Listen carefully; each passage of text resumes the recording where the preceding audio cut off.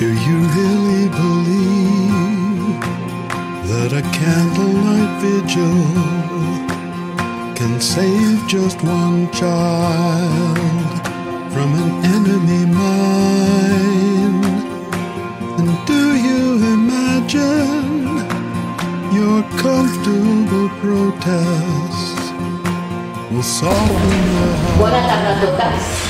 Us demanem disculpes perquè hem tingut aquesta convocatòria de 7, 7 i mitja. Hem buscat el punt d'equilibri i ens ha semblat que la millor manera de fer-ho era començar a les 7 i quart, sobretot per les que heu vingut a les 7.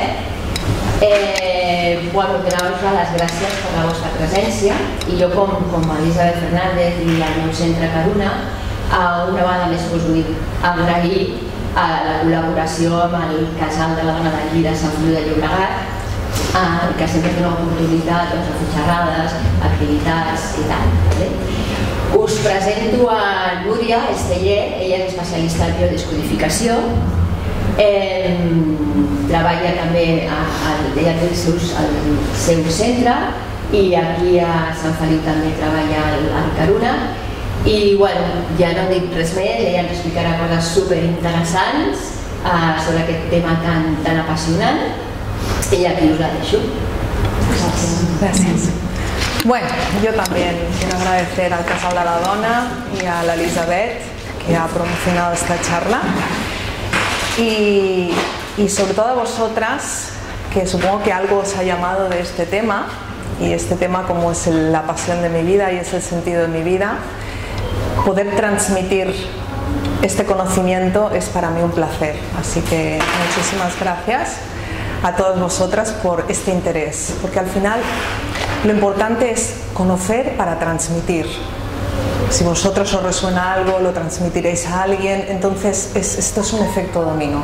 Y el conocimiento nunca sobra, y el conocimiento organizado se convierte en sabiduría. Por tanto, gracias y bienvenidas. Yo me presento, me llamo Núria y trabajo como terapeuta de descodificación biológica. No sé si, supongo que os suena algo de la descodificación biológica o solo os ha traído el tema de la charla. No suena nada. Vale.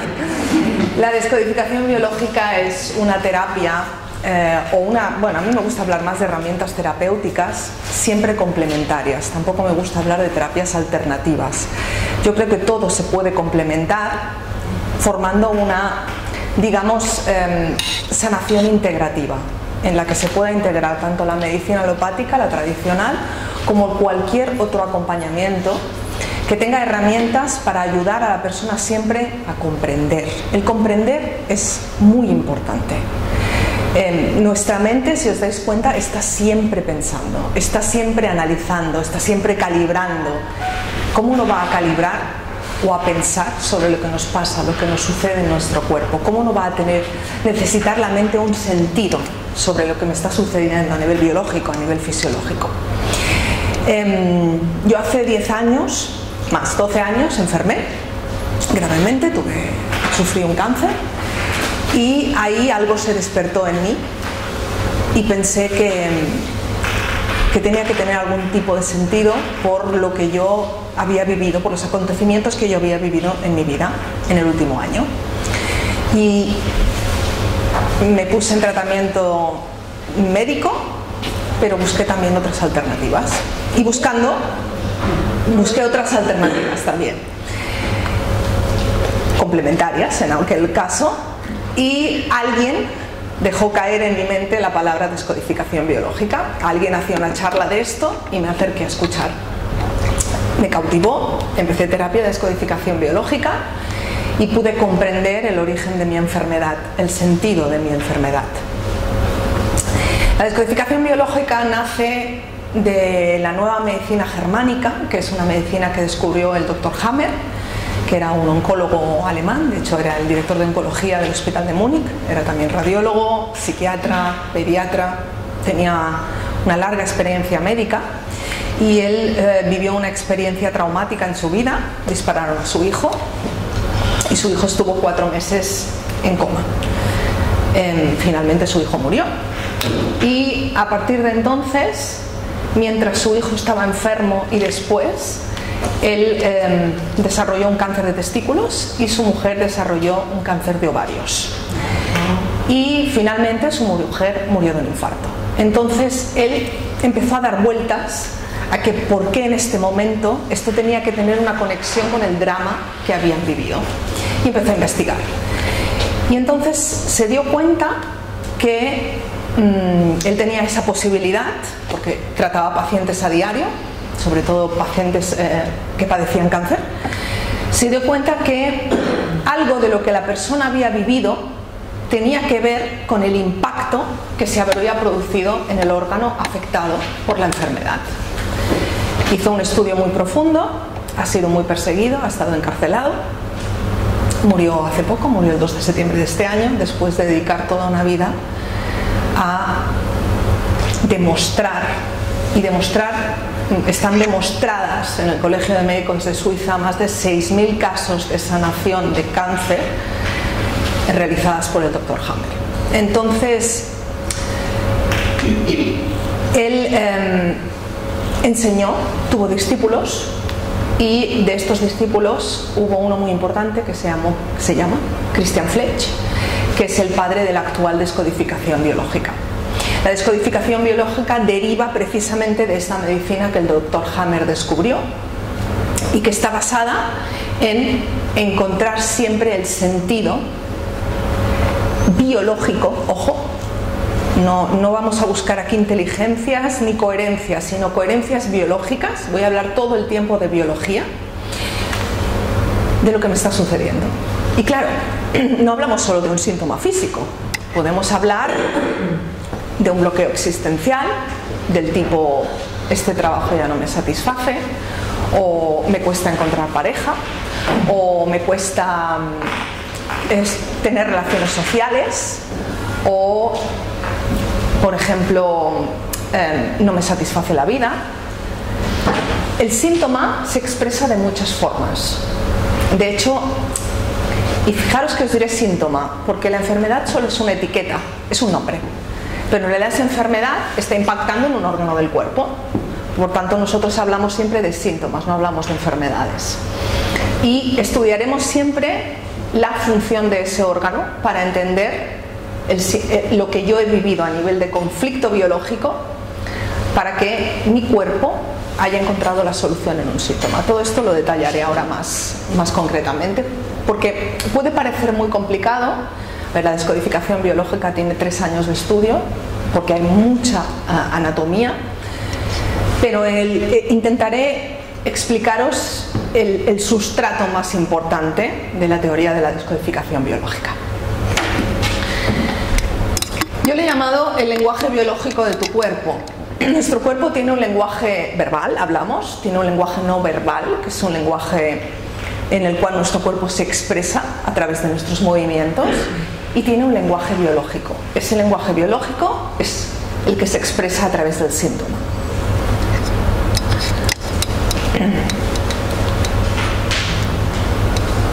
¿Me escucháis bien? Sí. Vale. Fijaros que os he puesto aquí una serie de frases, porque a veces creemos que sabemos o que tenemos un concepto claro de lo que es salud o de lo que es enfermedad, de lo que es estar sano o de lo que es estar enfermo. Cada uno tiene su concepto, cada uno tiene sus creencias. Y esto de las creencias es algo muy importante, porque una creencia es una idea que yo tengo sobre algo y no tiene por qué ser verdad, solo es una idea. En realidad nadie tiene acceso a la verdad, todos tenemos subverdades, verdades subjetivas, que están construidas a través del filtro, que son las creencias, del entorno que yo veo. O sea, yo voy a filtrar el entorno con las creencias que tengo, con mi sistema de creencias. Entonces, no todo el mundo piensa lo mismo de la enfermedad o de la salud. Entonces, contestaros a vosotras mismas, ¿qué significa estar sana para ti? ¿Qué incluye estar sana? ¿Y cuándo sabes que estás sana? ¿Qué circunstancias tienen que darse en tu vida para que tú sientas que estás sana. ¿Qué debe haber? ¿Y qué es lo que no debe haber? Cada una tiene sus ideas. Estas ideas que os van viniendo son las creencias. Las creencias forman un mapa. Es un mapa con el cual yo me muevo por la vida. El territorio. La vida es el territorio. Este sistema de creencias forman mi mapa y yo me muevo con este mapa. Y todos los mapas son válidos. No hay ninguno mejor ni ninguno peor. Pero sí que hay mapas que son más limitantes que otros. Hay mapas que son más potenciadores, me dan acción en la vida, y otros mapas me paralizan más. Entonces es importante que observéis las creencias que vais escuchando. ¿Estar sano es no estar enfermo? Si alguna quiere contestar, adelante, ¿eh? Que esto, a mí está bien lo de las charlas y las conferencias, pero me gustan los coloquios. Me gusta que las personas no se queden con nada dentro, que para eso estoy, ¿vale? Del 1 al 10, ¿cómo de importante es la salud para vosotras en vuestra vida? ¿Bien? Porque dicen que sin salud no hay nada, ¿no? ¿Y cómo de coherente eres con ese 10? ¿Cuánto te cuidas? Porque antes te habrás contestado lo que es estar sano para ti, ¿vale? ¿Y eso qué incluye? ¿Qué tengo que hacer en mi vida para estar sana? Entonces, ¿cómo de coherente es eso en tu vida? Quizá a nivel consciente es un 10. Os diré que a nivel inconsciente es un 200. ¿Vale? Y ahí vamos, a la parte más inconsciente, que es la que nos rige la existencia. Estas son preguntas que yo me hice cuando llegó la enfermedad. Se me ha ido. ¿Por qué a mí? ¿No? ¿Por qué ahora? ¿Por qué en este momento de mi vida? ¿Por qué esta enfermedad y no otra? Supongo que alguna ha estado enferma alguna vez.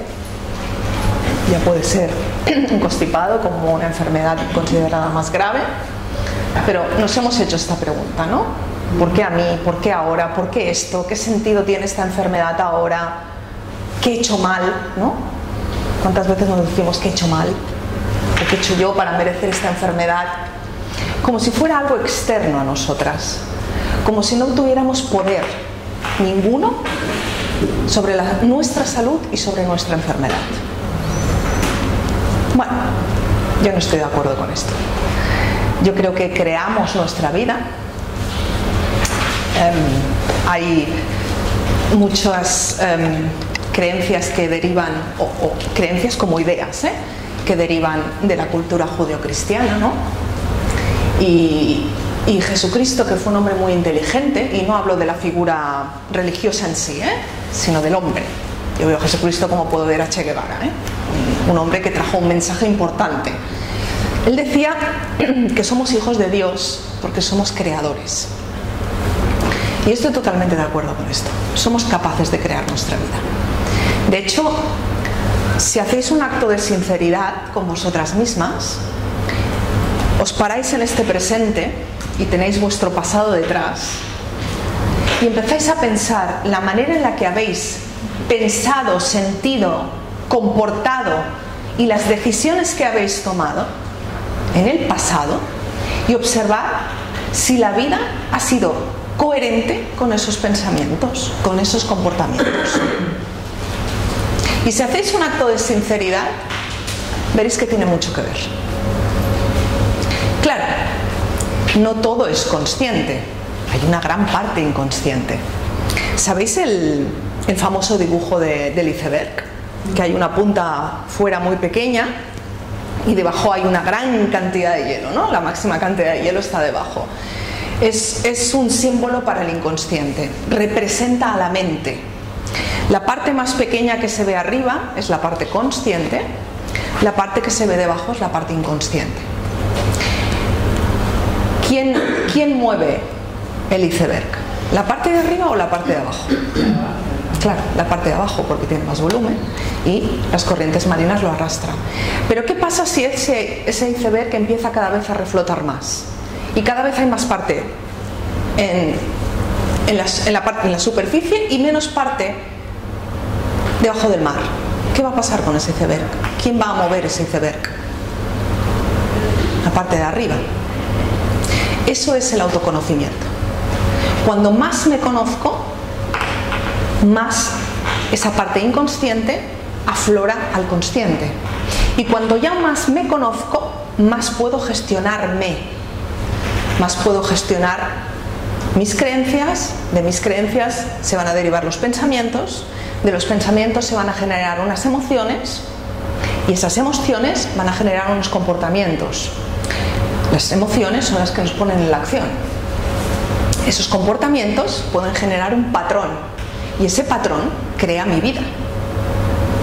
Fijaros si tenemos capacidad de crear. Entonces, todo esto, estas preguntas que te haces, en realidad tienen un sentido. Necesitan una respuesta. Es algo que la mente consciente se pregunta en su eterno afán de control de nuestra mente consciente. Os he apuntado esta frase de Carl Jung, que la visión más clara solo vendrá cuando mires hacia tu interior. O sea, estas preguntas no van a encontrar respuesta en el exterior, van a encontrar respuesta en el interior. Y esto es lo que hace la descodificación biológica, ir en la busca de esas respuestas.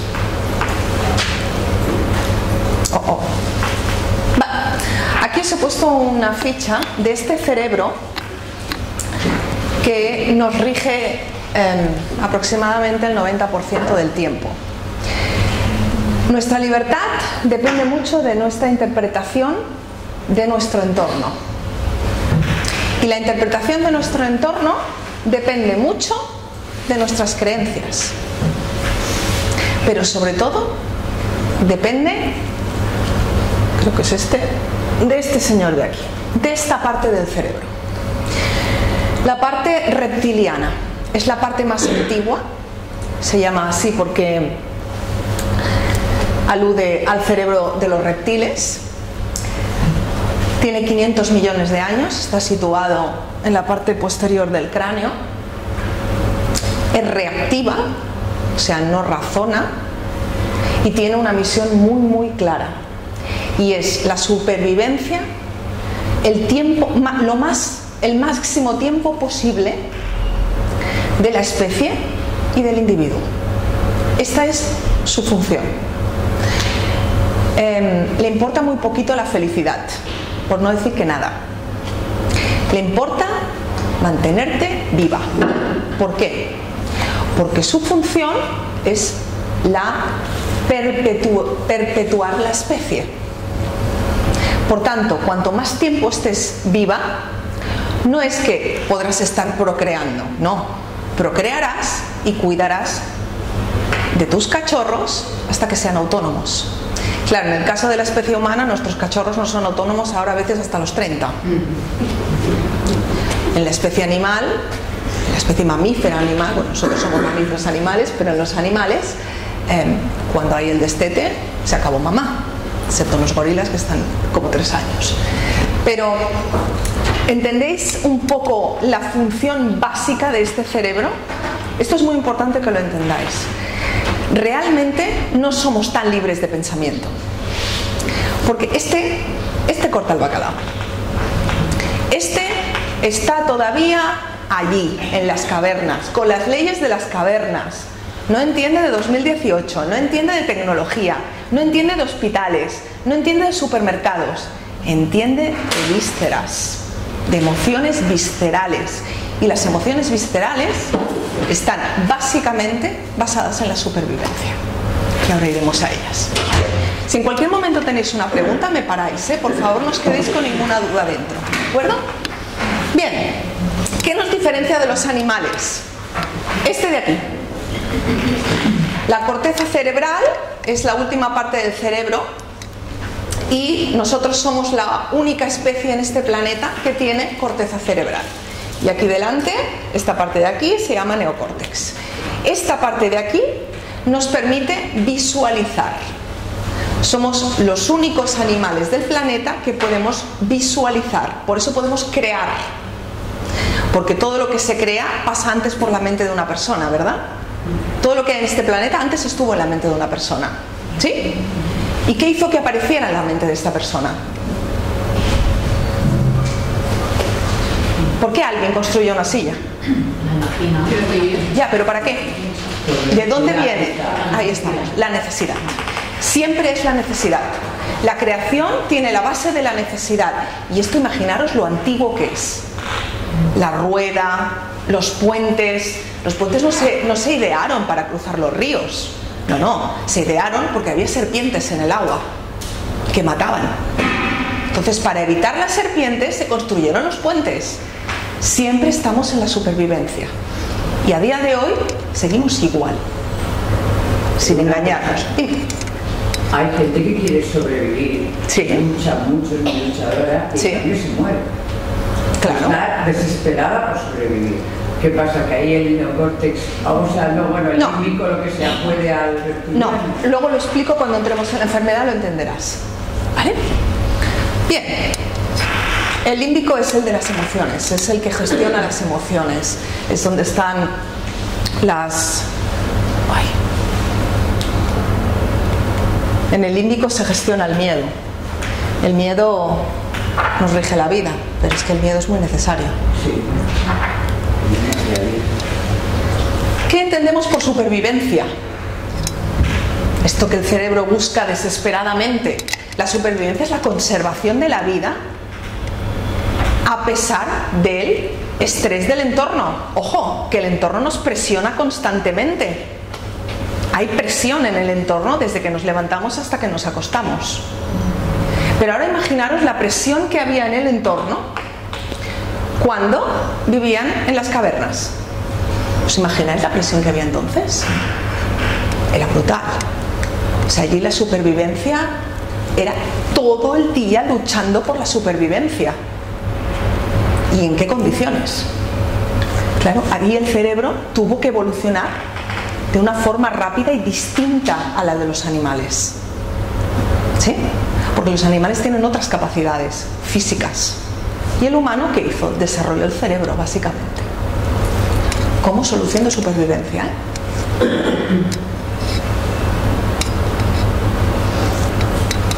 Bien.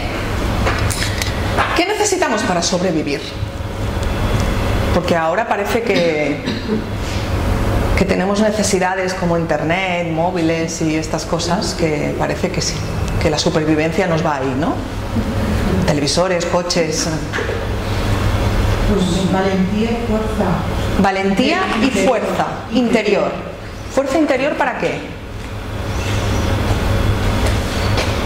Para saber conseguir luchar para el objetivo que te has planteado. continuar aunque el medio o la enfermedad sea hostil. Sobre todo el medio. La enfermedad, en realidad, el cuerpo nunca la interpreta como hostil. Que ahora iremos a ello. Sobre todo el medio. El medio siempre es hostil para nuestro cerebro. En realidad, nuestra libertad depende mucho de cómo vivo yo mi entorno. De cómo de hostil o de seguro lo encuentro. Y el medio es cualquier lugar, ¿eh? El metro, mi casa, mi trabajo, la casa de una amiga, la calle, todo eso es el medio. Tener en cuenta que el cerebro registra aproximadamente 40 millones de datos por minuto, que entran a través de los canales de los 5 sentidos. ¿Para qué creéis que hace eso el cerebro? ¿Para qué? Está en guardia, está vigilante, y todos esos datos los calibra. Calibra el peligro que hay a mi alrededor, porque su misión es la supervivencia. ¿Qué hacéis cuando entráis en un lugar desconocido? ¿Qué es lo primero que hacéis?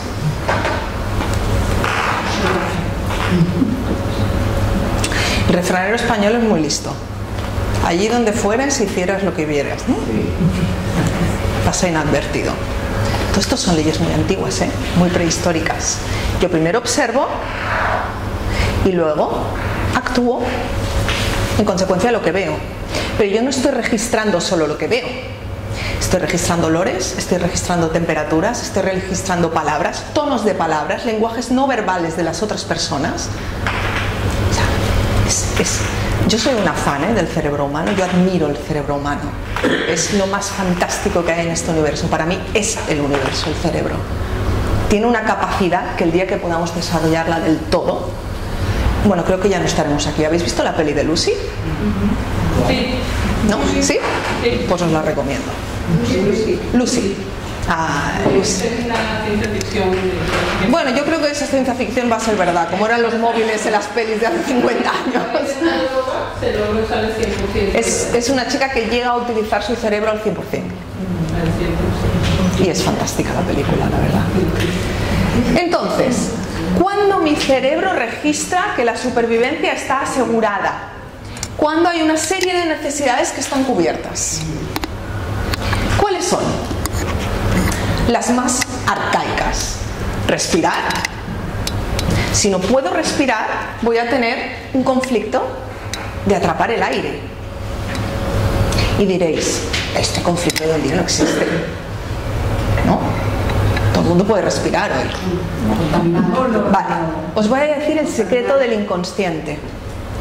Para el inconsciente no hay diferencia entre lo real, lo imaginario, lo virtual y lo creado. Todo es real. Por eso yo puedo ver una película y puedo llorar con una película. O puedo tener mucho miedo con una película. O no me gustan las bromas. Bueno, las bromas no nos gustan mucho. Porque para nuestro cerebro no hay no real. O no hay broma. Todo es real. Entonces, el lenguaje del cerebro arcaico, del inconsciente, es metafórico. Metafórico o simbólico. No es verbal como el consciente. Por eso a los niños se les explican cuentos. Por eso Jesucristo hablaba en parábolas. Por eso hay muchas terapias que trabajan con símbolos. Porque ese es el lenguaje del inconsciente. Si yo os dibujo una cruz, automáticamente todos sabéis lo que es, ¿verdad? Porque es un símbolo. Ya los antiguos egipcios dibujaban símbolos. Porque es el lenguaje del inconsciente. Por tanto, sí, hay aire para respirar, pero quizá yo vivo en una casa en que el aire es asfixiante. Esta expresión la utilizamos mucho, ¿verdad? O en ese trabajo me asfixio.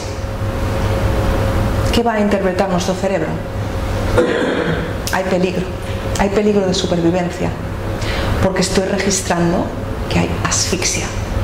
No hay espacio para respirar para mí. Por tanto, voy a entrar en un conflicto. Recordad siempre que todo es real. Claro, cuando yo digo en este trabajo me asfixio, ¿cuál es la emoción que estoy impregnando a esto? Pues angustia, ansiedad. Y ahí salta el cerebro arcaico y empieza a poner medios. Porque nos va la supervivencia. Evidentemente alimentarse y beber. Podemos estar 3 semanas sin beber, podemos estar sin comer, podemos estar 3 días sin beber. Es una reacción directa. Nuestro cuerpo va a hacer rápidamente un síntoma. Por ejemplo, si yo necesito beber agua, tengo sed, y yo encuentro agua, bebo, no hay problema. Pero ¿qué pasa cuando no encuentro agua? Nuestro cuerpo va a empezar a reaccionar. Va a cerrar colectores de riñón, no va a dejarse escapar ni una gota. Va a empezar a encontrar una solución transitoria hasta que yo encuentre agua. Claro, ¿qué va a pasar si no encuentro agua? Que como no elimino ni una gota de agua de mi cuerpo, me voy a poder intoxicar. Porque los riñones filtran. Yo no la elimino porque tengo que retenerla. Porque no estoy bebiendo agua, ese síntoma me va a poder matar. ¿Lo entiendes ahora?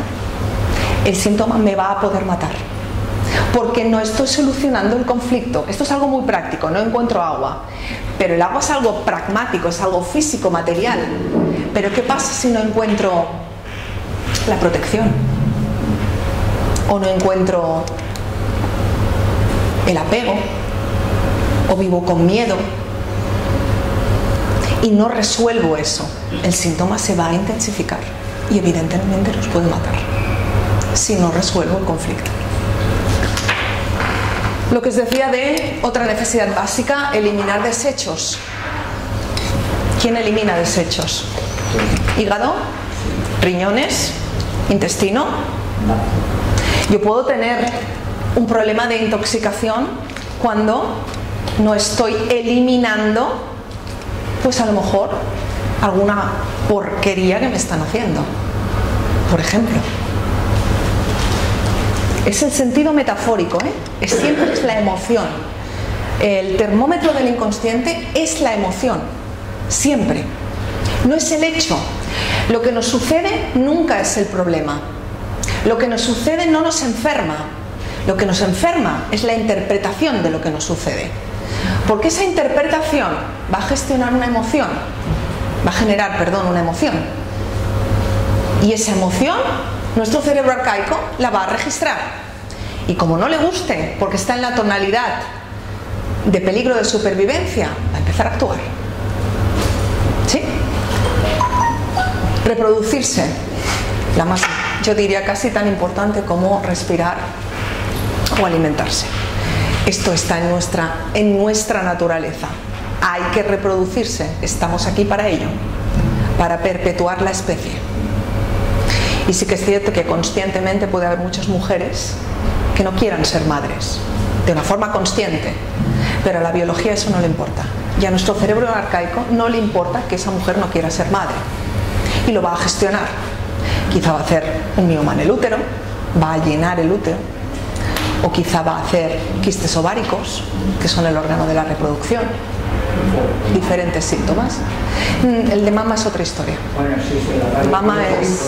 Mama es otro tipo de conflicto. Entonces, no vamos a tomarnos en broma estas necesidades básicas para que nuestro cerebro tenga claro que la supervivencia está garantizada. El dormir, evidentemente, hay que recuperar la energía, pero primitivamente el dormir significaba peligro, porque podían venir los depredadores y comerme mientras duermo. Entonces muchas patologías derivadas o personas que sufren insomnio tiene que ver con que están en vigilia, están vigilando. Hay algo en su vida en lo que el cerebro encuentra peligro y te mantiene despierta. Incluso puede ser una memoria, ¿eh? No tiene por qué haber sido algo que ha pasado hace un año o hace un mes. Puede ser algo que pasó hace 20, ¿eh? Pero como hay memoria celular, en un momento determinado yo voy a vivir algo parecido a lo que viví hace 20 años y salta el insomnio. ¿Vale? El contacto. Fijaros que la piel es el órgano más grande del cuerpo y la piel sirve para protegernos, que es otra de las necesidades básicas, pero también sirve para contactar con el otro, para tocar. Y esto es ultra necesario. Mirad los bebés. Los bebés, ¿cuántos bebés tienen eczema? Eso tiene que ver con la falta de contacto con la madre. La piel, todos los problemas de piel tienen que ver con el contacto o con el exceso de contacto. Porque como también es el órgano de la protección, si yo estoy viviendo el contacto como una agresión, puedo generar un tipo de síntoma que me proteja de esa agresión, como es el caso de la psoriasis, por ejemplo. ¿Qué es exceso de psoriasis? Psoriasis es un conflicto de quiero el contacto, pero el contacto me agrede. Entonces, ¿qué hago? Genero capas y capas y capas y capas de piel para evitar el contacto. Evidentemente el tener valor es una necesidad básica de supervivencia. El desplazarse y tener valor. ¿Para qué? Para protegerme, para proteger mi territorio, que es otra de las necesidades básicas, tener un lugar, tener un territorio. Y voy a necesitar el valor para entrar en la acción y para ser válido para los otros, porque el ser humano es una especie social, somos animales sociales y necesitamos a los otros. Entonces, estas teorías que tienen su base, ¿no? El aprender a estar solos, la soledad elegida, todo eso está muy bien en periodos cortos o en momentos de tu vida, pero siempre vamos a ir a buscar a los otros. Y esto es muy fácil. ¿Qué hacen los peces en el mar cuando viene un tiburón? Se agrupan. Porque entonces parecen un animal más grande. Esto lo hacen muchas especies. Los búfalos, cuando corren, que les persigue un guepardo, se agrupan, corren en grupos. Para eso necesitamos el clan. Yo le llamo el clan. Bueno, el grupo. El clan puede ser la familia, pero puede ser un clan que yo me construya fuera de la familia. De hecho, en los trabajos siempre solemos construirnos un clan. En los trabajos suele haber la representación de la madre, del padre, de los hermanos, de la pareja. Estamos proyectando en otros esas figuras que nos son necesarias. En las clases también pasa, en los colegios. En los colegios también pasa, claro. Por eso cuando nos expulsan de un grupo, entramos en pánico. Porque arcaicamente, si a ti te expulsaban de la cueva, durabas poco. Porque eras fácilmente presa de los depredadores. Entonces era siempre muy importante estar en el clan, no ser rechazado por el clan. Por eso digo que somos animales sociales. Y dentro de ese animal social que somos, necesitamos la comunicación. Es otra necesidad vital, de supervivencia. Saber comunicarnos, saber relacionarnos, es muy importante. ¿Cuándo entramos en conflicto? Cuando estas necesidades no están en coherencia. Cuando el querer, el poder y el deber no están en una línea. Ahí puedo entrar en estrés y por tanto en sufrimiento. Y el sufrimiento es la antesala de la enfermedad. El querer pero no poder, el no quiero pero debo, el debo pero no quiero. Todo esto, nuestro cerebro lo registra. Y entramos en incoherencia, en conflicto. ¿Cómo sucede la enfermedad? Os he hablado de las necesidades. ¿Qué sucede cuando estas necesidades no están cubiertas? Nuestro cuerpo tiene esas necesidades internas fijas y continuas. Nunca cambian. Esas necesidades deben estar siempre cubiertas. Fijaros, continuas, siempre. Y no cambian. Pero nuestro mundo exterior sí cambia. No nos rodea siempre lo mismo. Por eso siempre el ser humano intenta que todo sea siempre igual. Qué miedo tenemos al cambio, ¿verdad? Bueno, ese miedo es arcaico, es lógico, porque el miedo al cambio puede dar que mis necesidades no estén cubiertas. Pero claro, nuestro entorno no es siempre el mismo. Tenemos que ir adaptándonos al entorno. Entonces, este mundo externo que cambia ejerce una presión sobre nuestras necesidades y tenemos que adaptarnos a esas necesidades. Como esas necesidades pasan por esta percepción propia, lo que os hablaba antes de las creencias, cada uno hace su lectura del exterior. Si siento que el exterior no está cubriendo esas necesidades, yo voy a entrar en un estrés. Lo que se llama un estrés biológico. De hecho, la descodificación correctamente llamada es descodificación del estrés biológico y transgeneracional, que es la familia que ahora hablaremos de ello.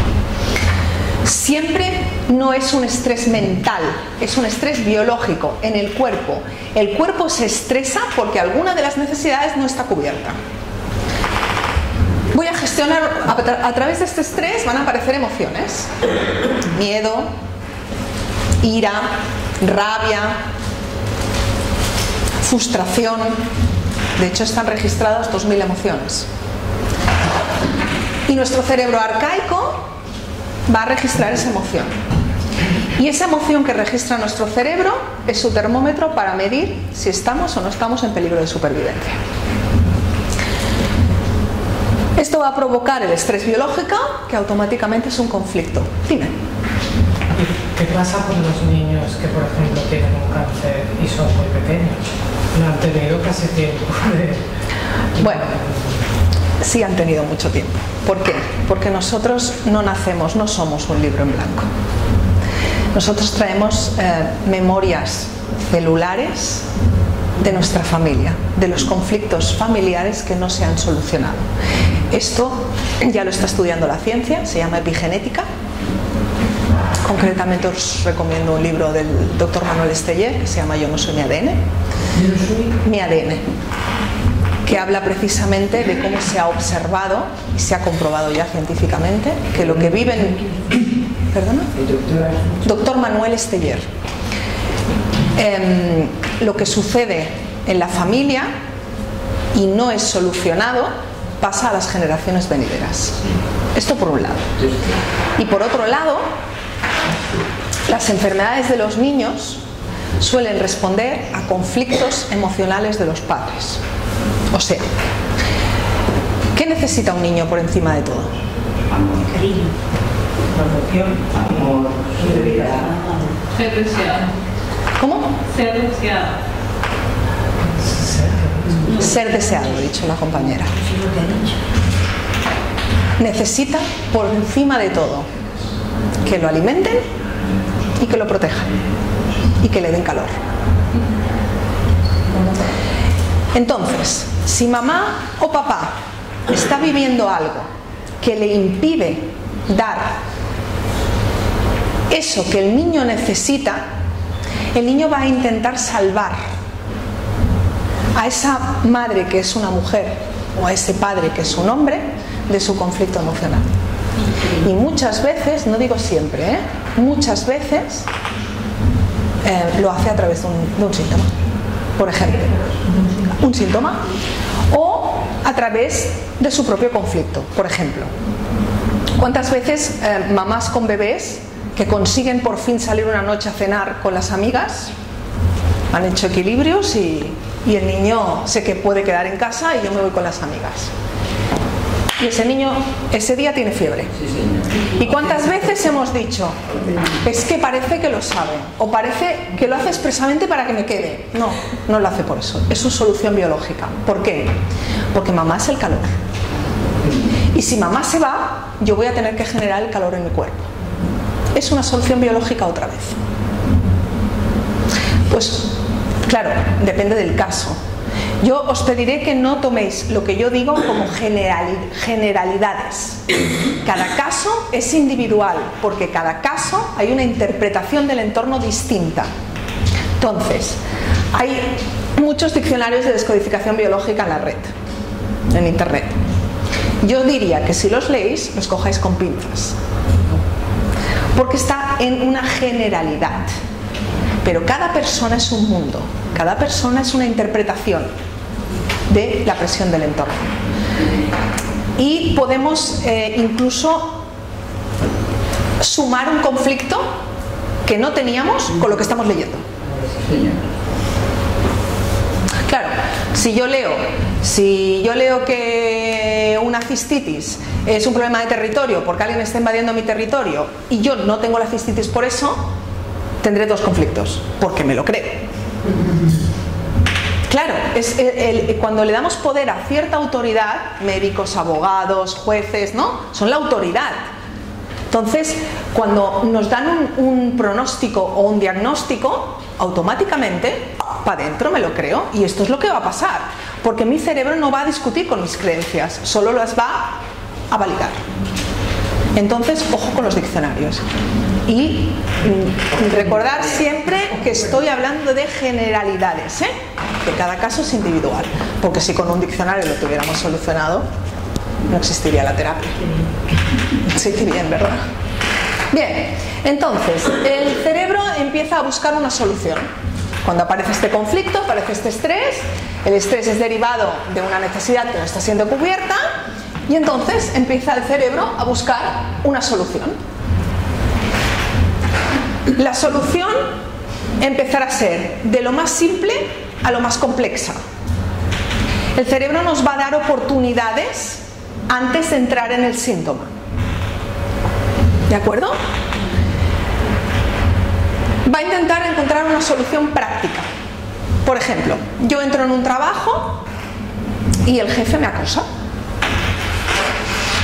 La solución práctica sería entrar en el despacho, poner un límite y decirle por aquí no. O irme a personal y decir estoy siendo acosada por mi jefe. Esto sería una solución práctica. Si si no lo hacemos o no es suficiente y el conflicto sigue, entramos en una solución comportamental. Pues a lo mejor esta chica, siguiendo con el mismo caso, a lo mejor esta chica empieza a cambiar sus horarios de comida para no coincidir con su jefe, o empieza a cambiar su horario de trabajo para estar lo menos posible con él, o empieza a no cerrar la puerta cuando entra a su despacho, empieza a tener un comportamiento distinto. Si esto no es suficiente, vamos a entrar en una solución psíquica. ¿Qué puede ser una solución psíquica? Pues una depresión, ataques de pánico, fobias. Agorafobia, por ejemplo, es una solución psíquica. ¿Vale? Estas son soluciones psíquicas. Si esto no funciona, y desgraciadamente esto ocurre en la mayoría de casos, vamos a llegar a la solución física, la biológica. En este caso, esta chica podría, después de haber hecho una depresión o una angustia por ir a trabajar, ir siempre con ansiedad a trabajar, estar medicada con ansiolíticos, etc. Si esto no fuera suficiente, quizá esta chica empieza a coger mucho peso, empieza a tener un sobrepeso importante. Sobrepeso es un síntoma, ¿eh? ¿Para qué? ¿Para qué creéis que esta chica podría coger tanto sobrepeso?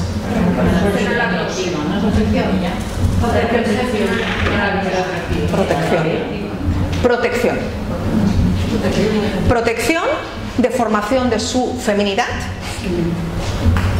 Sería su solución biológica para que el jefe la rechazara. ¿Empezáis a entender un poquito cómo funciona el síntoma? ¿Sí? Entonces, ¿qué hay que ir a buscar?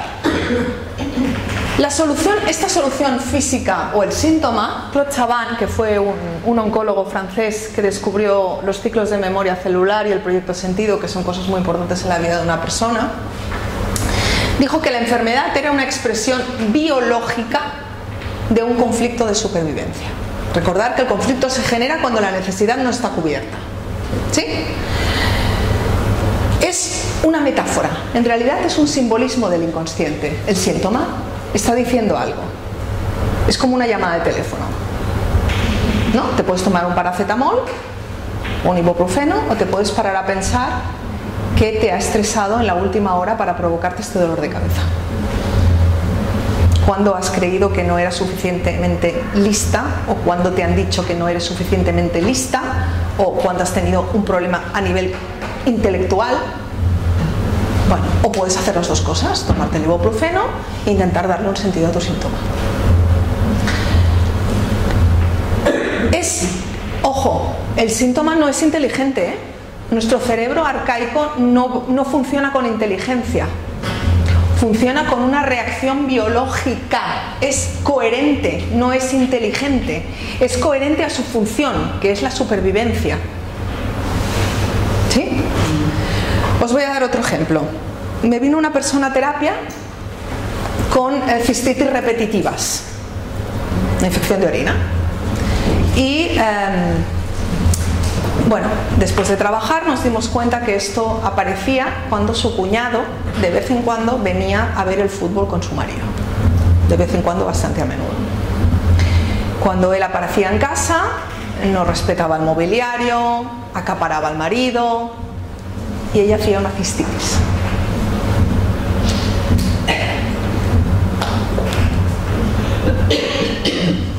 Vamos a ver el mensaje del síntoma.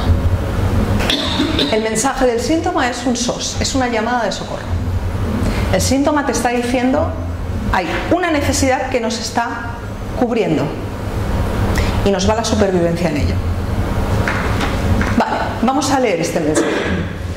Empezar a pensar, ¿cómo puedo yo leer los mensajes? Estas son las preguntas más frecuentes que os podéis hacer. ¿Cuándo empieza el síntoma? Esta chica, por ejemplo, le había empezado 6 meses antes. ¿Qué estabas viviendo cuando empezó el síntoma?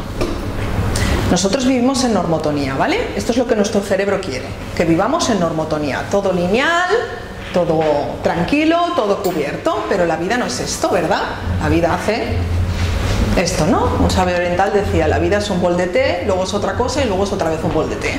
Vale, pues, ¿qué estás viviendo en ese momento? ¿Cuál es el órgano implicado o impactado? ¿Por qué? Porque la función de ese órgano tiene que ver con la tonalidad emocional de lo que yo he vivido. La función biológica del órgano. Dime.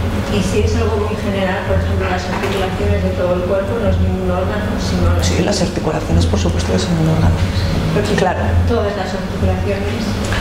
Vale. Artritis, ¿no? Hay que mirar el conflicto, pero tienes que mirar ¿para qué sirven las articulaciones? ¿Cuál es la función de la articulación? Eso para ti, pero a mí me interesa para ella. Ahí es lo que yo os decía de la interpretación de nuestra realidad.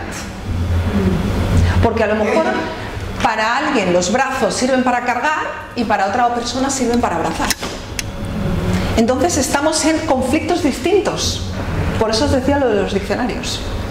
Todo tiene mucho que ver con mi interpretación. ¿Sí? ¿Para qué es útil el síntoma? Esto las personas se quedan muy impactadas cuando les digo, ¿qué beneficios tiene tu síntoma? Nada, ninguno. Vamos a verlo. ¿Por qué? Porque en ese beneficio hay la respuesta del inconsciente de por qué lo ha elegido. Un síntoma me va a impedir algo, ¿sí? O me va a dar mucha más función de ese órgano. Por ejemplo, si yo me rompo un hueso, me va a impedir el movimiento, ¿sí? Pero ¿qué pasa con un tumor, por ejemplo? ¿Qué es un tumor? Un tumor son más células. Más células. Son células. Son células que no mueren. Nuestras células tienen un proceso biológico, ¿vale? Nacen, algunas se reproducen y mueren, y luego nacen otras. Vale. Las células cancerígenas no mueren, no tienen ese proceso. Por eso son creadas. Fijaros, un órgano crea un tumor que son células que no mueren y que hacen el órgano ¿cómo? Si yo tengo un tumor en el hígado, ¿yo voy a tener más hígado que tú?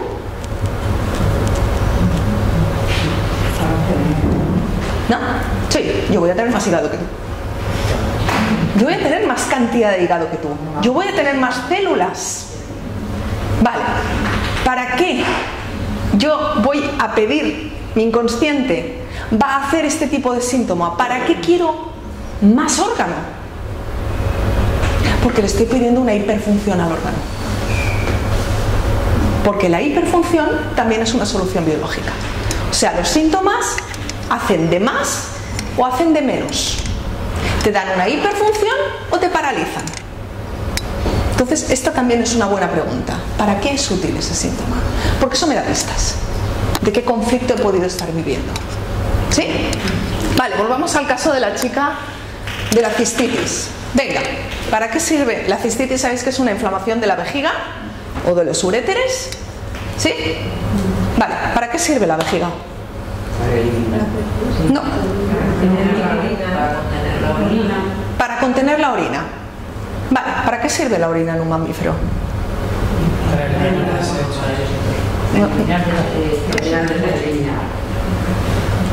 Vámonos a un lobo o a un perro. ¿Para qué utilizan la orina? Para marcar el territorio. Para marcar el territorio. ¿Sí? Vale. Esta chica hacía una cistitis cada vez que su cuñado venía a casa.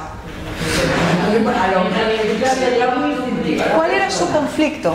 Territorio, pero muy instintivo a la persona. Invasión del territorio. Pero es muy instintivo. Es muy mamífero. No para ti, no. Es así. Pero racional. Racional no. Por desgracia, Ella no se había dado cuenta. Por desgracia no se educan.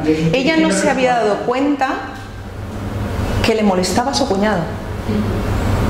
No era capaz de decirle a su marido, no quiero que venga cada fin de semana. No era capaz de decirle a su marido o a su cuñado que no pusiera los pies en su mesa.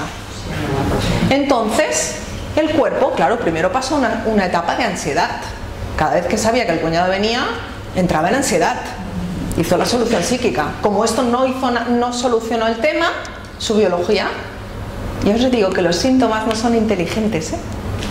Solo son coherentes a la supervivencia. Y este es mi territorio. Y me lo estás invadiendo. Solución biológica, te voy a marcar el territorio. Porque, ¿qué hace una cistitis? Te da muchas ganas de orinar, ¿verdad? Estás todo el tiempo con ganas de hacer pipí. Aunque caiga una gota. Pero la estimulación está ahí. Dime. En lo que has dicho del tumor, una hiperfunción. Sí. ¿Pero para qué una hiperfunción? Pues depende del conflicto emocional. Por ejemplo, yo tuve una persona que hizo un tumor de hígado. Un tumor de hígado. Entonces, ¿el hígado para qué sirve? Básicamente, porque el hígado tiene 500 funciones. Pero básicamente, ¿para qué sirve el hígado? Segregar bilis y digerir. No, bilis no segrega el hígado. El páncreas. Pero, básicamente, la primera función del hígado es la reserva de glucosa. ¿Vale? Es el primer almacén del cuerpo. Cuando nosotros necesitamos energía, el hígado es el primero que da energía. ¿Vale? Es una reserva. El hígado es un almacén. Esta persona la habían echado del trabajo. Era un hombre, llevaba 40 años en la empresa, tenía una edad bastante avanzada y lo echaron. ¿Qué conflicto creéis que podía tener para que su cuerpo, su inconsciente, decidiera hacer un tumor en el hígado?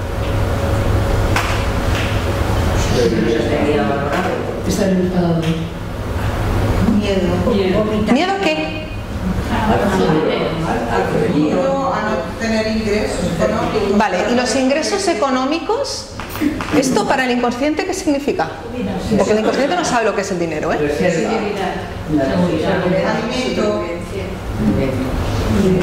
Alimento. Alimento. Tenía un conflicto de carencia alimenticia, no sabía cómo iba a alimentarse él y su familia. Entró en ese conflicto. Entonces, ¿cuál es la solución biológica que tomó su cuerpo? Hacer más almacén. No es lógica, no busquéis la lógica inteligente, buscar la lógica biológica. Si yo estoy en carencia, voy a hacer más órgano para acumular más glucosa, porque va a haber falta, va a haber carencia. ¿Y cuando haces una leucemia con el tumor? A ver, no quiero que empecemos a preguntar por síntomas, porque repito, yo doy ejemplos de casos que yo he vivido y sé el tono conflictual que había detrás. Pero, como he dicho, como cada persona interpreta de una forma distinta, no, esto no es 2 más 2. La sangre siempre tiene que ver con la familia. Las enfermedades sanguíneas siempre tienen que ver con la familia. ¿Vale? Con la familia. Porque la sangre, para el inconsciente, es la familia, los lazos de sangre. Es lo que nos une a la familia. Una vez que la persona, por ejemplo, en el caso de este señor que tenía un tumor en el hígado, Sí. si él, pues con la ayuda del terapeuta, identifica la causa de su tumor y lo racionaliza, se encuentra por No. qué. Bueno, Aquí la mente no tiene nada que ver. No. Hay que sentirlo. Esto es orgánico, hay que pasarlo por el cuerpo. Es emoción. Hay que entrar en el resentir de la emoción y hay que vivir la emoción. Hay personas, me vas a preguntar si se curó. quiero decir, si una vez la persona comprende la razón, ¿no? Sí. Hay de todo. No, vale. Mira, hay personas que solo comprendiendo sanan. Hay personas que necesitan un proceso terapéutico, porque una cosa es descodificar, o sea, ir a buscar el origen, y otra cosa es hacer la terapia, ¿vale? Hay personas que no están preparadas para enfrentarse a sus conflictos y no entran, ¿vale? Hay personas que encuentran un beneficio en la enfermedad, lo que se llama el beneficio secundario de la enfermedad. Ahí difícilmente va a haber sanación, porque eso es un bloqueo. Yo he visto de todo. He visto personas que han sanado con una sesión, personas que han sanado con 10 sesiones y personas que no han sanado. Depende también mucho del estado de la persona, porque hay mucho aquí detrás, ¿vale? Respecto a las creencias, os quería hablar del transgeneracional. Esto que decimos que ¿cuándo empezamos a existir? Si yo os pregunto, ¿cuándo habéis empezado a existir? ¿Cuál fue vuestro primer momento de existencia? ¿Qué me diríais?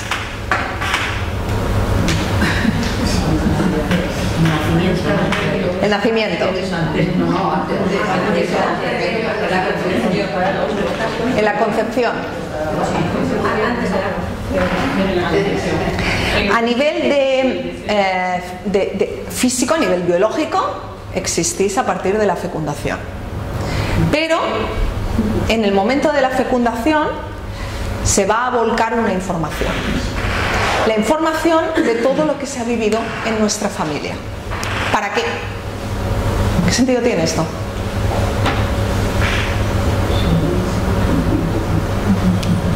La historia, porque la historia, pero ¿para qué?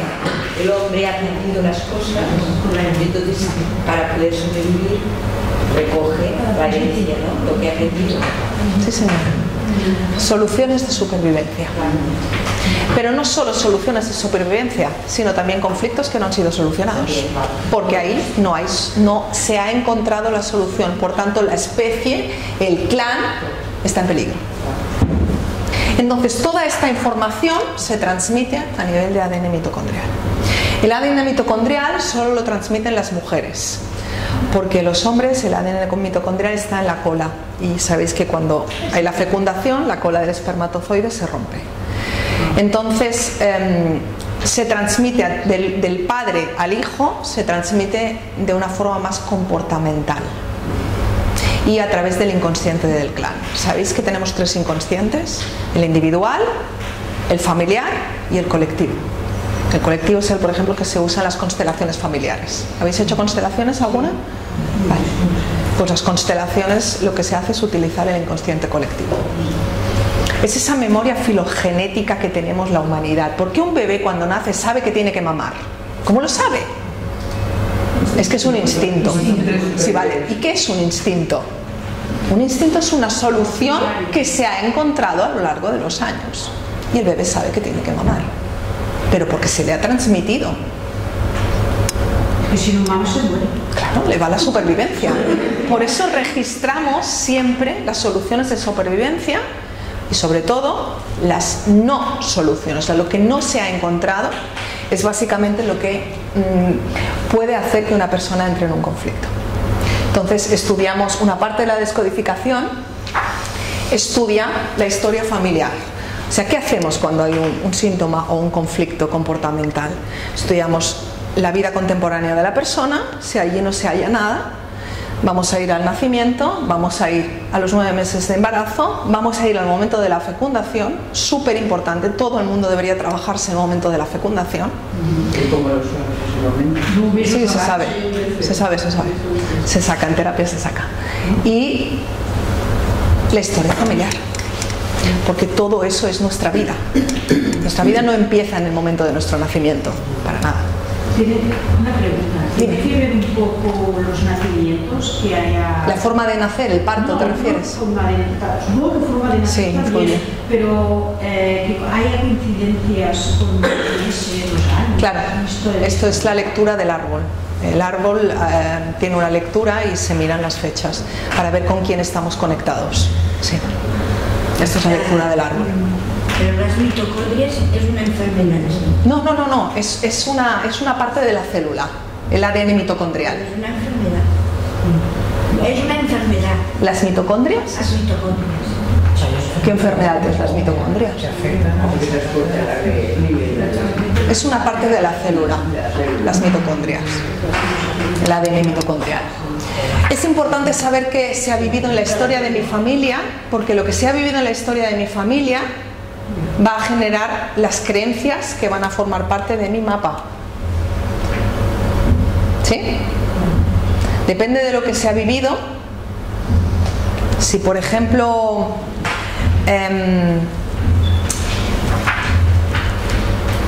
una abuela murió en el parto, a lo mejor una nieta es estéril y puede ser una solución de supervivencia, porque hay una memoria que dice las mujeres pueden morir en el parto. Pues puede ser estéril o que no ha tenido hijos por lo que sea. Puede ser una esterilidad física o puede ser una esterilidad psicológica. No, psicológica. Hay un bloqueo en el inconsciente que no permite el embarazo. Y puede ser porque haya la creencia de que las mujeres mueren en el parto. Entonces hay que limpiar esa creencia. Os he puesto este dibujo porque me pareció interesante, lo encontré, y realmente cuando hay un conflicto, dicen que los conflictos duran hasta 7 generaciones si no son resueltos. Y hay muchas formas de resolver conflictos, ¿eh? Por ejemplo, si ha habido un abuelo que bebía y jugaba y perdió todo el dinero familiar, incluso la casa, pues a lo mejor alguien de la familia va a ser abogado o va a ser juez para reparar eso. O si en la familia han habido presos políticos, a lo mejor más abajo hay políticos del bando contrario al que encerró al abuelo en la cárcel. O si ha habido una abuela con la que yo estoy conectada, me estoy acordando de un caso, que la violaron, y no solo una vez, sino cada vez que se quedaba embarazada era una violación, pues yo no voy a tener hijos, claro, pero es que no voy a tener ni pareja, es que no me voy a acercar a los hombres y no sé por qué. Me estoy acordando ahora de una chica que tenía fobia a los penes. Perdona, también podría ser, aún estando casada, que se haya sentido violada por el marido. Sí, por supuesto. El cerebro no entiende de contratos firmados, ¿eh? No, pero entiende de biología, entiende de creencias y entiende de emoción. Porque a veces puede haber este conflicto, pero sin reconocer que su propio marido estuviera violando o la estuviera violando. Puede ser, claro. Yo tuve un caso de una mujer que había recibido palizas de su madre. Recuerdo que la ataba a una silla y a la cama y se iba a trabajar, y lo estuvimos trabajando en terapia, y por la noche me envió un mensaje y me puso: ¿tú crees que yo he sido una niña maltratada? Es que me acabo de dar cuenta. 64 años. No siempre nos damos cuenta de, ¿vale? Pero el cuerpo sí, porque esta mujer vino por una fibromialgia. Los conflictos, por ejemplo, que vienen atrás, claro, supongo que, por ejemplo, la persona que era estéril porque su abuela había muerto en el parto. Sí, pero no era estéril físicamente, ¿eh? Simplemente no se quedaba embarazada. Ella no era consciente que era por eso. Entonces hizo el duelo de la abuela, se le devolvió su creencia y bueno, hay 2 niños ahora. De acuerdo, pero para eso tenía que saberlo. Es decir, que si su abuela, si ya no hubiera sabido que su abuela había tenido este... No siempre, ¿eh? Se puede trabajar, al final es la emoción, no es el hecho, recordarlo. Entonces yo he trabajado con información y personas que tienen poquísima información de su familia. Y también hay formas de trabajar. Evidentemente, cuanta más información haya, mejor. Pero cada persona puede desenvolver de diferente manera la reacción, porque cualquiera estériles entonces pueden tener que no puedan conseguir una relación estable, por ejemplo. ¿De pareja te refieres? Por ejemplo, ya el que ya puede ser, puede ser. Para sentirse, claro. Tiene autoestima para tener pareja, o otra persona reaccione con lo que... La autoestima no tiene que ver con encontrar o no pareja, ¿eh? ¿No? Porque no haya... Al final, ¿qué es la autoestima? Al final, ¿qué es la autoestima? ¿Qué significa quererse a uno mismo? ¿Cuándo sabes tú que te quieres a ti mismo? ¿Y cómo sabes que te estás valorando? Porque te han valorado a ti. Todo es subconsciente. Si te sientes valorado. La autoestima es proporcional a la atención que doy a mis necesidades. Pero eso lo tienes que aprender a un lado, ¿no? De pequeños no estamos en una sociedad en que no nos enseñan mucho a respetar nuestras necesidades. Porque eso se llama egoísmo. Ya. Es así de triste. Dime. Los sentidos, la vista, el oído, el gusto, el olfato, que son tan importantes respecto al medio, y hay personas que bueno, tienen carencias en la vista, en el oído, también en el olfato y en el gusto, en el tacto. ¿Está conectado en no querer ver, no querer oír o...? Depende. Al final, cuando tenemos una carencia en uno de los 5 sentidos, está interpretado como un síntoma. Aparece como síntoma. Es un síntoma. Por ejemplo, mi profesora, la directora de la escuela, tuvo un caso de una mujer que llegó con acúfenos. Es un pitido constante en los oídos, ¿vale? Y ella recibió una llamada de que su hijo había muerto estaba en el hospital porque había tenido un accidente de coche.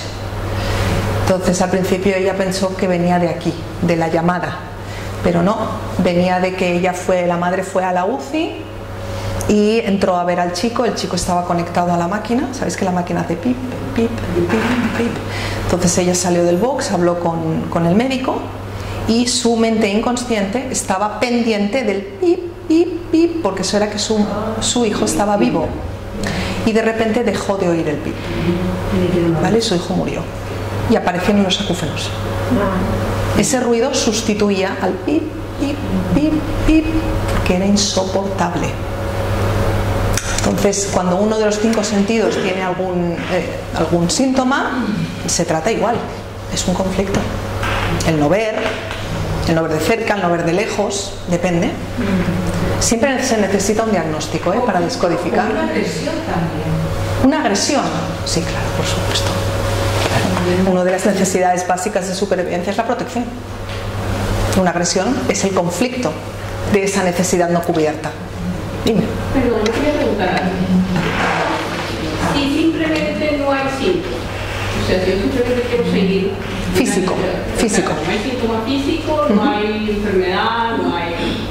Y es necesario, o sea, yo te decía, por ejemplo, de descubrir la línea y lo que tú dices de ver el árbol y tal. No tiene que haber un síntoma para hacer la terapia, ¿verdad? Pero tiene que haber un motivo. Tiene que haber un motivo. Bueno.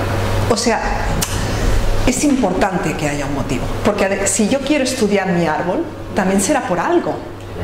¿Qué me hace estudiar mi árbol? Vale, el motivo sí, pero no tiene por qué haber enfermedad física. No, ya he dicho al principio que puede ser un síntoma físico o comportamental o existencial. A mí hay personas que me han venido y me han dicho, quiero divorciarme, ayúdame. No sé cómo hacerlo. Eso no es un síntoma físico, pero vamos a estudiar qué te paraliza. ¿Cuál es el conflicto que te impide la libertad de elección? ¿Sí? En las raíces están las causas, o sea, los de antes. En el tronco está el problema y en las copas están las consecuencias. Dicen que cuando una generación vive el conflicto, la sufre físicamente la tercera generación. O sea, lo que han vivido los abuelos repercute en los nietos. ¿Vale? Y de hecho, yo estudio siempre los... En la copa están las consecuencias. Bueno, ahora si queréis acabamos 10 minutos de hacer preguntas, pero os presento los 2 talleres que voy a realizar en el centro de Elizabeth, aquí en San Feliu del Llobregat, en el centro Caruna. Uno va a ser aprender a través de unos ejercicios a intentar hacer un recorrido por nuestro cuerpo y por la función biológica de nuestro cuerpo. Es un taller que le he llamado respiración activa de tus órganos y no tiene que ver con meditación, tiene que ver con meternos ahí y bucear en nuestros órganos e intentar ver qué órganos pueden estar afectados, a través de qué conflicto, un poco entender la función, los roles de nuestros órganos. Este taller se va a realizar el 3 de febrero tiene 4 horas de duración en el centro de Elizabeth, en el centro Karuna. Fijaros lo que os he puesto aquí, cómo funcionan las cosas, ¿no? Yo vivo algo en el exterior, un suceso, y le doy un sentido. Os decía lo de la interpretación. Yo interpreto lo que me sucede. Esto va a generar una emoción. Y esta emoción va a generar una estimulación en mis neuronas. Y mis neuronas van a transformar mis células. Van a generar unos péptidos que literalmente van a modificar las células. Esto va a impactar en el órgano y es lo que se llama la enfermedad. Esto es lo que se llama la biodiana, cómo funciona el síntoma. ¿Vale? Esto es lo que vamos a comprender, bucear en este taller. Y luego, un mes después, el 3 de marzo, este es más largo, es de 10 de la mañana a 8 de la noche, o de la tarde, vamos a aprender a interpretar mi árbol, mi historia familiar. ¿Qué ha pasado ahí? Os voy a ayudar a leer vuestro árbol, a entender, a conectaros con quién esté conectada, con quién no, qué es lo que cargo, qué es lo que no cargo. Porque no cargamos todos los conflictos de nuestro árbol. Estamos conectadas con algunas personas del árbol, no todas. Eso no nos faltaría, esto sería insoportable. Entender que esas creencias limitantes, una creencia limitante es la que no me deja avanzar, es una creencia que me paraliza, no es una creencia que me está ayudando a solucionar o a conseguir lo que yo quiero. Esas son las creencias potenciadoras. Muchas de nuestras creencias limitantes vienen de lo que se ha vivido en nuestra historia familiar.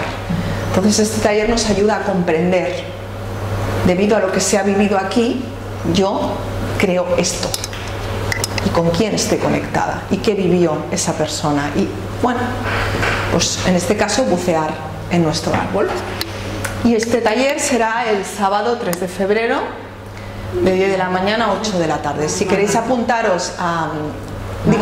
Marzo, perdón. Si queréis apuntaros a alguno de estos dos talleres, os dirigís a Elizabeth, a Karuna. Karuna está en la calle de la Merced. Sí, la calle de la Merced, ¿no? Elizabeth tiene Facebook también. Bueno, si vos ahora tú. Y bueno, termino aquí. No podemos cambiar nada. No podemos transformar nada en nuestra vida si antes no conocemos su origen, el desde dónde y el para qué. Solo si entro en esta comprensión, ojo, no solo mental, sino emocional, física, tiene que haber una descarga en el cuerpo cuando hay esta comprensión. Una descarga es una emoción, es lo que en descodificación llamamos un resentir, que no es volver a sentir. El resentir es la emoción visceral, la que hay que sacar del inconsciente y volcar en el consciente. Hasta que yo no comprendo el origen, yo no puedo transformar nada. Y esto es básicamente lo que hace la descodificación biológica. Pues muchas gracias por haber venido. Espero que os haya gustado. Y bueno, como he ido ya contestando alguna pregunta, si queréis 5 minutos, si alguna tiene alguna pregunta más, ¿se ha quedado con alguna duda? Muchas, ¿verdad? Yo tengo muchas cuando estudié. Y ahora, claro, eso es lo interesante. Eso, mover. yo hablo del mío. Dime. Bueno, yo quería decir que ayer mismo hice una sesión individual con Nuria. Me fue genial. Me alegro mucho, gracias. He dormido como un bebé. ¡Ole! Pero algo tremendo. Una paz y una tranquilidad con una sesión. O sea que muchas gracias. Muchas gracias por decirlo, Araceli, muchas gracias. Me fue genial. Me alegro mucho. Fue fácil trabajar. Sí, en el centro de Elizabeth, en Karuna. ¿Estás allí siempre? Sí, estoy allí. Siempre no, concertando cita. Elizabeth, ¿vos di algo respecto a los talleres? Pues, als tallers, Núria passa visites i aquests tallers, el centre és Karuna, està al carrer Verge de la Mercè número 3, és el Feliu de Llobregat. El meu Facebook és Elizabeth Fernández Albiach, si voleu veure després ja acabem de... I el telèfon és 637 43 35 37. Ok? I t'has d'anar apuntallant. Perdona? Que t'has d'anar apuntallant. Tens el telèfon si vols, i ja te'l passo ara, i per telèfon també, i si vols passar allà, encantadíssims. Una petita telèfon? 637 43 35 37. Està al boletí, no? Sí.